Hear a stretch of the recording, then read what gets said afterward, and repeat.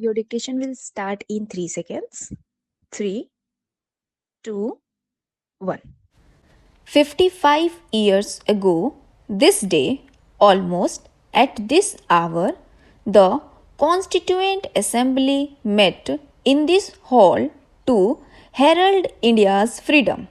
That was an event which was unique in world history and which has no parallel in the political annals of any country, ancient or modern. A mighty empire had bowed down to the indomitable will of an unarmed nation whose sole strength lay in the abiding faith of her people, in the power of spirit and of peaceful persuasion. Truth and non violence, the father of our nation had insisted, were strong and sufficient weapons for a backward, poor, and unorganized people to win them their birthright of freedom, both political and economic. This firm foundation prepared us for a life of dedication and hard work so that India may rediscover her greatness and march towards her manifest destiny of a peaceful, prosperous, and progressive existence in the Committee of Nations.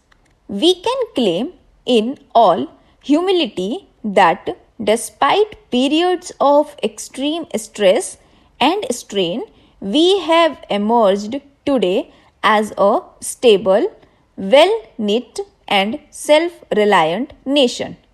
When India got the right and the power to govern herself, we inherited an administration which had no direct relevance to the enormous task of bringing about a rapid transformation of an economically backward and industrially undeveloped country into a modern state.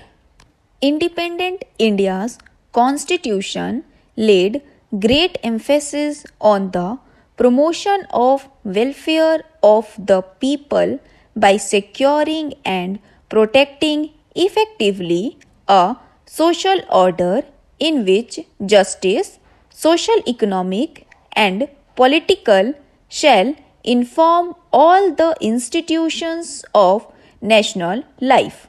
In election to our legislatures, adult franchises was deliberately introduced so that the governments formed would have the widest possible representative character. It also meant that the people's needs and the people's voice should be the dominant consideration in all affairs of state. Our parliamentary system provides the necessary means and machinery for a process of orderly change and revolution by general consent.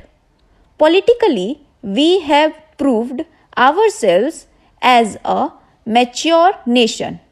All external threats to our national integrity and attempts at internal disruption have been dealt firmly by the united will of our people. Our strict adherence to the rule of law, the preservation of a judicial system capable of responding to the needs of a changing social order are manifestations of good government. We have emphasized that considerations of the general welfare should prevail over the rights of individuals.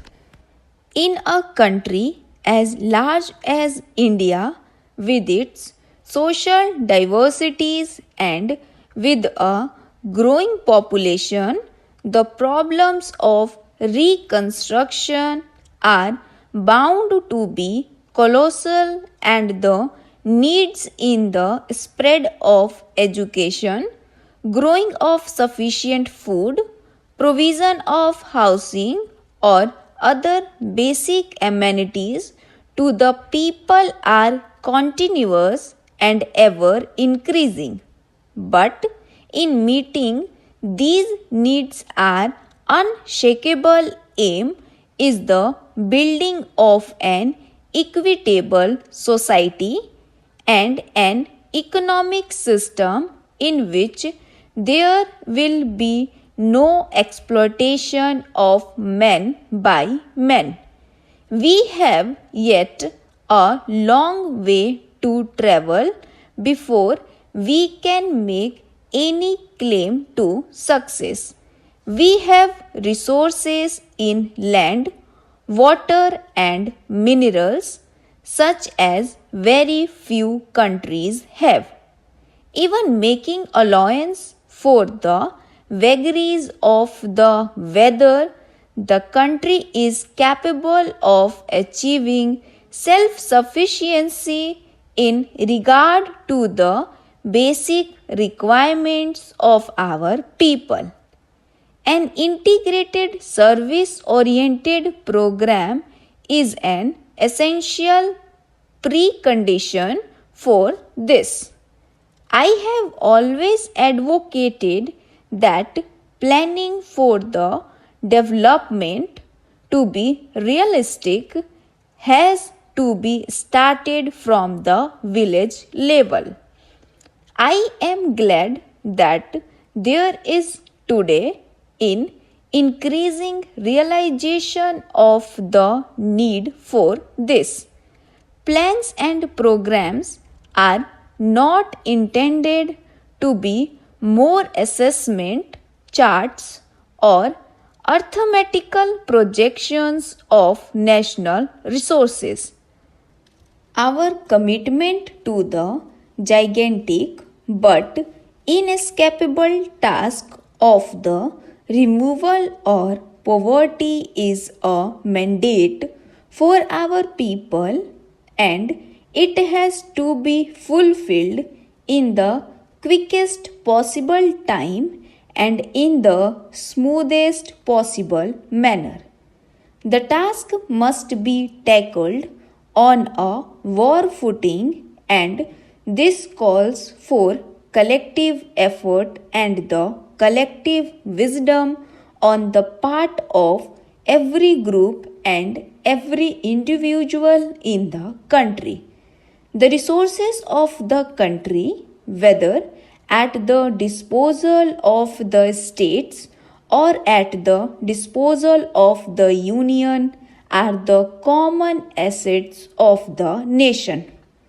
Whether in the matter of sharing interstate water or power, in the equitable distribution of essential commodities, including food supplies, or in the distribution of cement and steel for construction activities, to cite only a few examples, the guiding principle should be that we do the maximum good to our people as a whole.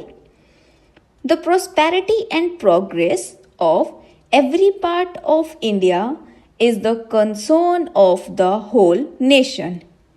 Every Indian born in this country has a right and a claim to an equal share in that prosperity and progress. The state has a duty to take special care of the weaker sections of the community and the backward areas in different parts of the country. In helping to build them up, the approach should be a positive program by which they will come up to the level of the rest of community.